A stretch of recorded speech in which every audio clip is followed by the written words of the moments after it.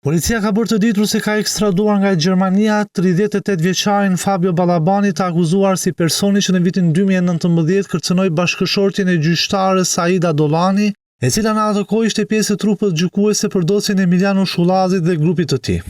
Ai u arrestua me 14 gusht në zbatim të kërkesës së Shqipërisë, ku nisi menjëherë edhe procedura e ekstradimit.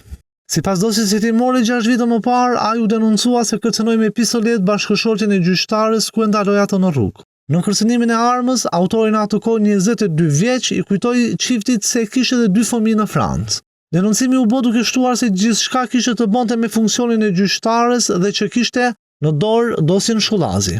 Pas kësaj, Saida Dolani u largua nga procesi gjyqësor i Shullazit, ndërsa për rastin e kërcënimit nisën menjëherë hetimet. Ngjarja u zbulua më tepër kur SPAK mori në dorë bisedat në Sky, ku anëtarë të grupeve kriminale flisin mbi ngjarje të ndryshme. Zbardhja e komunikimeve në këtë aplikacion zbuloi se Shullazi kishte urdhëruar nga burgu kërcënimin e gjyqtares.